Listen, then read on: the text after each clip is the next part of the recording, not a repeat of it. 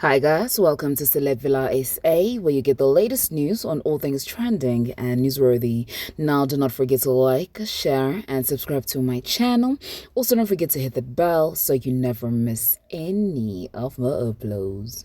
With some names being dropped in the Lesego saga after screenshots were leaked of some ladies' WhatsApp chats saying some vile things while sharing their expectations on how the matter should be dealt with, Bootsy aka Buzzy B felt the need to send out a statement from the WhatsApp support group during damage control, where she chose to withdraw from the matter and hoped Lesego well.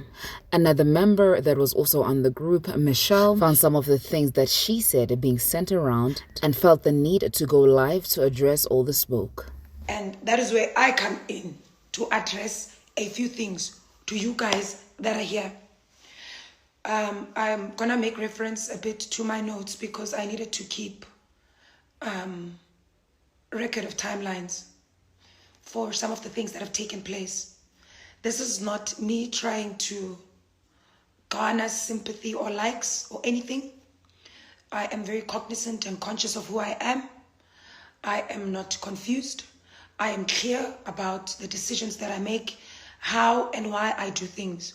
And let me firstly say that at the core of me deciding to assist the bereaved Lesego was the fact that I am a woman. I understand what it's like to lose a child. Therefore, this on its own is an issue and a subject that touched my heart. I don't know the father of the child from a bar of soap. Neither is he my friend. So I just wanted to put it on record that I fought for a principle that stems from the foundation of Ubuntu Butu. I fought for a principle that I uphold dearly, that women must be treated with dignity, must be protected, must be loved. You may be sitting there asking yourself why I'm saying that when you have read whatever you have read. I will get to that.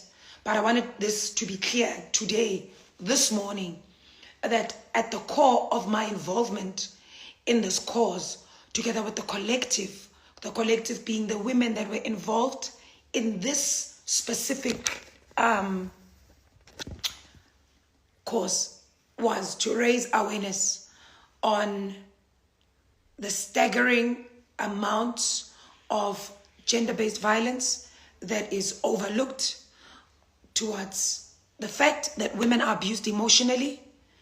And because emotional abuse is not categorized as something that you can literally touch and feel, you cannot even see it through bruises and scuff marks and marks. You can only understand the adverse effects of emotional abuse through the pain that the person is going through. Now, for those that know me, for those that are always on my lives, they will understand and know the kind of person that I am. Therefore, most of them understand what was posted with the intention that it was posted. And that's okay. Anyway, let me first get to this. I am speaking on behalf also of the women in the collective. These are women that have chosen not to come out and say anything. However, I'm addressing this as well as an individual, as a woman in business, and as a person that seems to have been at the front, or at the forefront rather, of all these derogatory remarks, of all the character assassination, the phone calls, the texts, and everything. I am here to address things on my own capacity as well as Michelle Kopa. Now, on the 25th of October, I am charging. This is on social media. We are seeing a woman cry out, saying that she has lost her child, saying that the father of a child has not afforded her the opportunity to bury a child. And as such, you are a woman and you understand, Hore, it is impossible, not considering the way we have been raised. Where is Butu? Where is the family? Or why is the family of the mother not included? Why is the mother singled out? Why is the family not there? Why is she not given or afforded the opportunity rather to see her son's body? I'm sitting where I'm sitting. I am running a business. I am busy. I'm saying to myself, this is bad. This is bad. Again, it's not even about the father. as a person. It's about the principle. It's about the fact that you have a man that has made a decision to do this. Although we know the reasons, and there's a lot that has been uncovered over time, at the core of this is the fact that there's a woman that has lost her child, and this woman requires assistance. With that said, we are saddened. We are feeling a pain, most of us, as the women here in South Africa. We understood the enormous pain she was going through. We understood the grief that she was going through. We were touched by what she was going through. Now, this is when social media platforms, blogs to be specific, decided to come together to create what I would call the collective. Women that are willing to set aside whatever it is that they are doing to support this cause. Set aside who they are, their personalities, their business, whether they are severing ties, whether whatever happens. There were women that believed in this cause. There are women that backed her up. There are women that left their houses on a Sunday morning after having read on the blogs that is Buzzy B, that is Salty and Must, that there is a march to the Olifantsfontein police station where the case is held. Remember, at this time, according to the mother, what we understand is she has had little to no information. She has been completely cast out. She does not know what is going on. We are supporting a woman that is grieving. We are supporting a woman that wants answers. We are supporting a woman that has, according to her, again, suffered immense abuse at the hands of the father of a child. Might I add, we are also supporting a woman that has mentioned to us that she wanted to do whatever it took to retain or to keep custody of her son. Unfortunately, due to the resources that the father of her child had, she could not. I will get to that later. Now, this is when you have the collective, a group of women standing in solidarity, deciding to stand up for Lesego Pase. We march to Olifantsfontein police station. A couple of the ladies go and have a meeting with the station commander, who informs them, I stand to be corrected, that the inquest is to be lodged, that they are looking at statements, that indeed there was a postmortem done, that indeed the father of the child followed all due processes. However, because of the nature of this case, he will take it upon himself, and together with rather the SAPS, to look into the merits of this case and see if really there was any foul play. And if there was, obviously justice will be served. Now, we are chanting, we get the news, we drive to Midstream Estate. This is where the said father of the child resides. The father of the child resides in Midstream Estate. We get there, we are toy-toying. Justice for baby. Where is the baby? That's us, a group of us, right? At the time, we are understanding how much of this was done in a rush. Therefore, we are not posing judgment on the mom and the fact that she's there in crop tops and bob cuts and makeup. We are not interested in that. We are behind a young, beautiful mom that is standing there and wants the truth to be told. We meet, or rather some of the women meet with the estate manager, I believe, or head of security, and they discuss what it is that took place. They discuss what happened, who received statements, who did not receive statements. I'm losing my network there. I keep getting phone calls. That is what happened. And shortly after that, we move from Olifantsfontein police station. A kind woman offers us a home, her house in Midrand, to meet as the collective. This is shortly after we are introduced to a lady by the name of Kay, whom Lesego says is a publicist. She will be handling everything media related. Therefore, we shouldn't worry. Get to midstream. There's a placard with numbers. We are told to enter a group chat. I tried to enter the group chat. I say to the lady with the placard, Sissy, I can't. She says, give me your numbers, I'll send you the link. Gives me her numbers, sends me the link. I therefore then I get into the group chat. To the group chat, somber spirits at the time. It's still in the afternoon. We are all sad. The environment is quite somber. We are all going through grief. The mother is not okay. We drive to the said lady's house, which her name is Belle, that is also subject to the harassment and whatnot. We get to her house. A large number of women are there. I excuse myself. As a matter of fact, I join them later in the day. During the course of the day, phone calls are being made to ask for donations from people.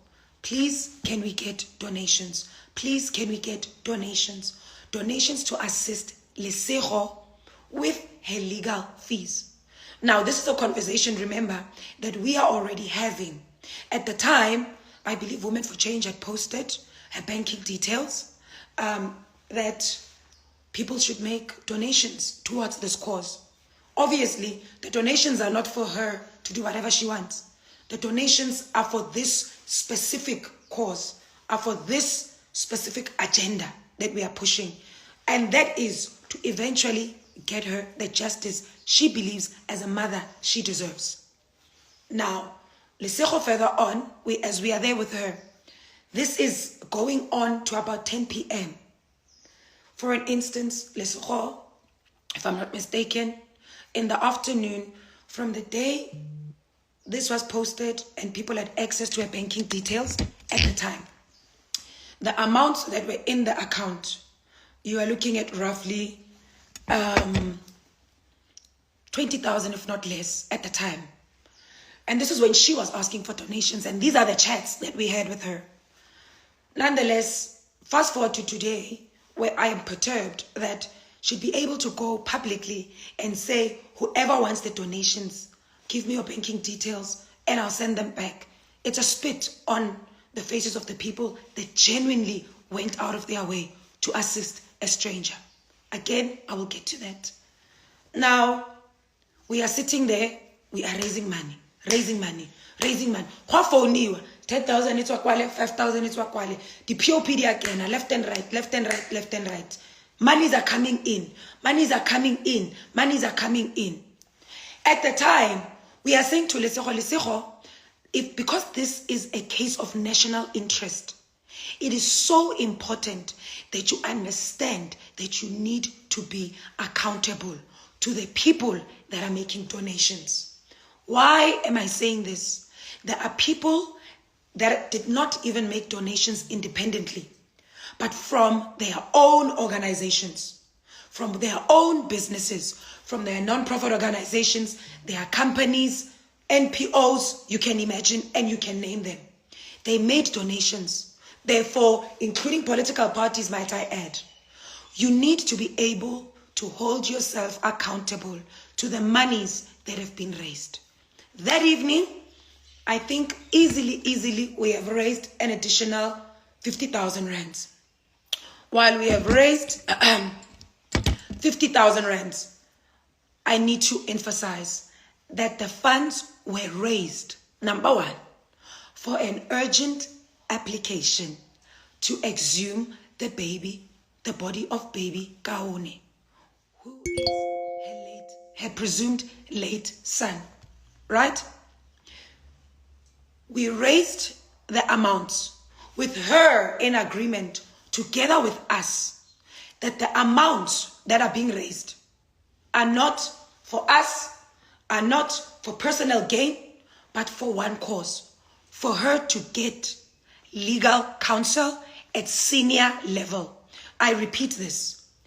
We raised the funds together with her, having exposed her personal banking details, to raise the funds to get her legal service at senior level.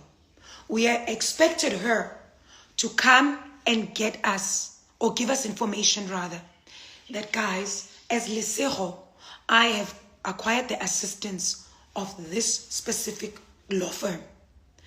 These are senior counsels.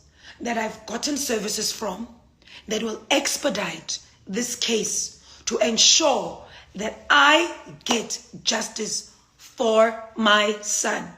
Not only that, but to ensure that the process is speeded up and she exhumes the body of a child.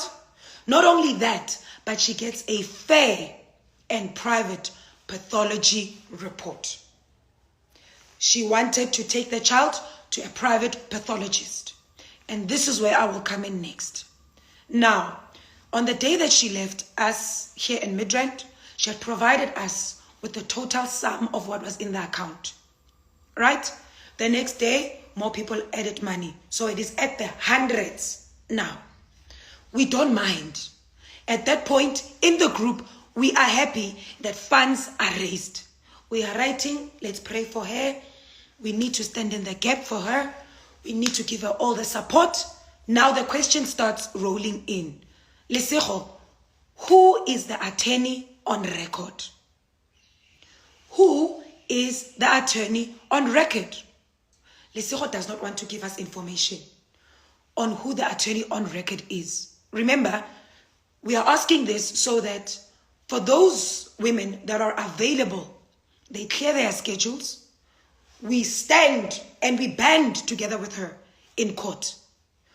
Whether we are in our cars, whether we are in the streets, we are there, we are supporting her.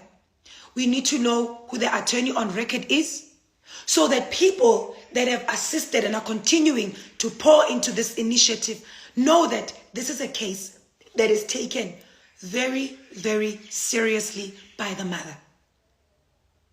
So at the time, we are asking, who is the attorney on record? So as I said earlier on, that on Sunday, she had given us figures.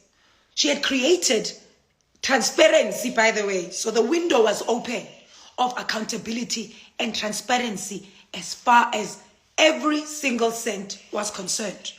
You must remember that we also took to account the fact that there will be miscellaneous funds that she will use. That is transport, food, whatever. However, the first batch of the monies that were raised by the people that were donated were to go towards her legal aid. We were not interested at the time about where she goes for interviews, this and that. We believed because she had what do you call this again? A PR person, for lack of a better word. She would have sorted that out. We expected that to be sorted out. Can we get the attorney on record? Can we get the attorney on record? Because now you have started going to court. We need to know who's your attorney. So that, because we are a large number of women coming from all different walks of life, we possess different abilities and capabilities. We bring different resources. We bring different lines of expertise, which is the reason why the group was formed. Because a large number of us knew who to call, what to do, how to search for this, how to search for that, aiding in Lesego's assistance through this. That is the core reason why the group was created.